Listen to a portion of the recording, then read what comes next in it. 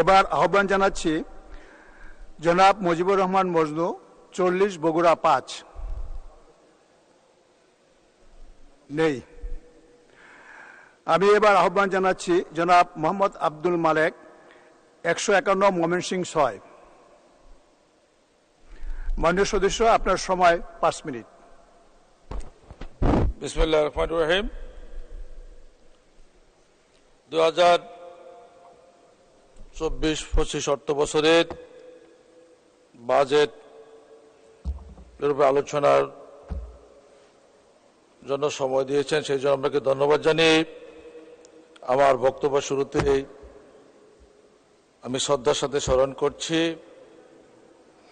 হাজার বছরের শ্রেষ্ঠ বাঙালি, বিশ্ব শান্তির অগ্রদূত, তৃতীয় বিশ্বের মেহনতি মানুষের মুক্তির অগ্রনায়ক, বিশ্ব শতাব্দীর জাতীয়তাবাদী আন্দোলনের সংগ্রামী তৈরি নেতা, পৃথিবীর অন্যতম শ্রেষ্ঠ নেতা, জাতির জনক বঙ্গবন্ধু শেখ মুজিবুর রহমানকে।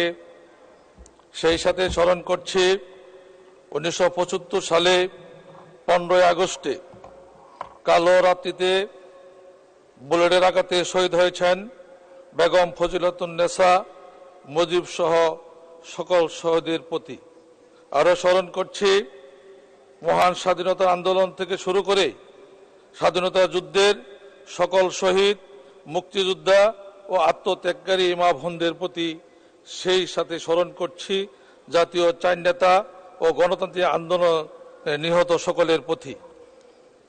আন্তরিক অভিনন্দন জানাই, ধন্যবাদ জানাই 151 ময়মনসিংহ 6, ফুলবাড়িয়া 6 লাখ জনগণ, 4 লাখ ভোটারের প্রতি, যারা আমাকে এই পবিত্র সংসদে কথা বলার মতো সুযোগ করে দেন।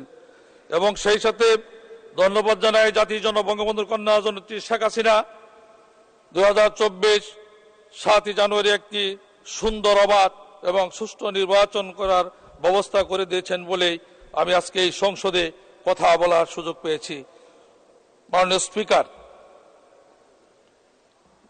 মাননীয় অর্থমন্ত্রী আবুল হাসান মাহমুদ আলী একটি সুন্দর বাজেট উপস্থাপন করেছেন এই পবিত্র সংসদে।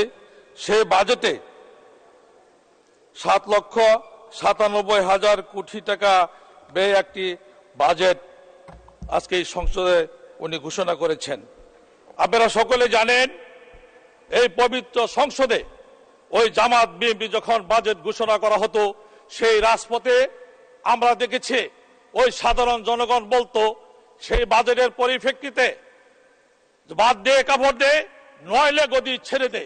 আজকে জাতির জনক বঙ্গবন্ধুর কন্যা জননেত্রী শেখ হাসিনার আমলে সেই বাজেট ঘোষণা করে রাজপথে আজকে স্লোগান হয়েছে, আন্দোলনের মিছিল হয়েছে, শেখ হাসিনা সরকার বারবার দরকার। সেই শেখ হাসিনা সরকার আমলে সেই বাজেটকে আজকে আমি বাজেটের উপরে আলোচনার সুযোগ পেয়ে মাননীয় স্পিকার আপনাকে ধন্যবাদ জানাই। আমার মনে হয় সময় উপযোগী এবং জনবান্ধবের একটি বাজেট হয়েছে। সেই বাজেটের রাজস্ব আহরণের লক্ষ্যমাত্রা ধরা হয়েছে 5,41,000 কোটি টাকা।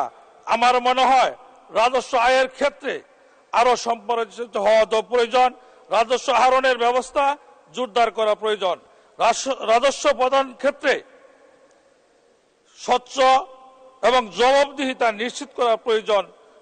যদি নিশ্চিত করা যায় তা সরকারের তহবিলে অর্থ আরো বেশি হবে।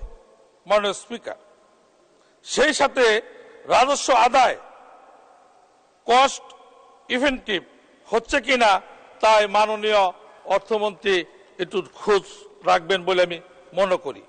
মাননীয় অর্থমন্ত্রী বক্তব্য চতুর্থ শিল্প বিপ্লবের প্রস্তুতির কথা বলতে গিয়ে তথ্য প্রযুক্তির খাতে আগামী 5 বছরের মধ্যে কমপক্ষে 10 লক্ষ স্মার্ট কর্মস্থান সৃষ্টি, $1 মিলিয়ন বৈদেশিক বিনিয়োগের আকর্ষণের কথা বলেছেন। মাননীয় স্পিকার, আমি বলতে চাই চতুর্থ শিল্পের বিপ্লবের চ্যালেঞ্জ মোকাবেলায় এবং সুফল পেতে হলে আমাদের সময় উপযোগী মানসম্মত শিক্ষার ব্যবস্থার উপরে জোর দিতে হবে।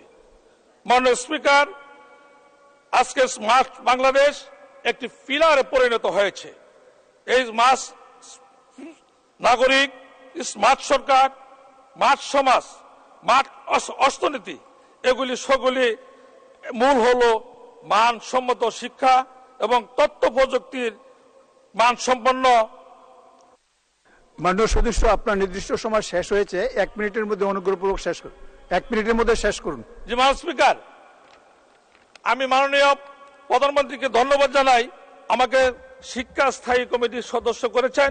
সেই জন্যই আমি শিক্ষার উপরে 2 মিনিট বলতে চাই। মাননীয় স্পিকার, আজকে শিক্ষার খাতে 2024-25-এ 94,711 কোটি টাকা বরাদ্দ প্রস্তাব করা হয়েছে, যা মোট বরাদ্দের 11.9%। এর মধ্যে সর্বনিম্ন বরাদ্দ করা হয়েছে মাধ্যমিক উচ্চ মাধ্যমিকের জন্য, যার পরিমাণ 44,109 কোটি টাকা। প্রাথমিক গণশিক্ষা মন্ত্রণালয় 38,819 কোটি টাকা বরাদ্দর প্রস্তাব করা হয়েছে। এছাড়া কারিগরি ও মাদ্রাসা শিক্ষা বিভাগের 2024-25 অর্থ বছরে। ধন্যবাদ, ধন্যবাদ মাননীয় সদস্য। শেষ করেন, 1 মিনিটের মধ্যে শেষ করেন। নির্বাচনী এলাকা 151, ময়মনসিংহ 6। আমার নির্বাচনী এলাকা কৃষি এলাকা শিল্প কারখানা নাই বললেই চলে। 13টা ইউনিয়ন, একটা পৌরসভা, 6 লাখ লোক মানুষ বসবাস করে, 4 লাখের উপরে ভোটার হয়েছে। আমার উপজেলা দিয়ে কোনো মহাসড়ক নেই, রেলপথ নেই, নৌপথ নেই, বিমান পথ নেই।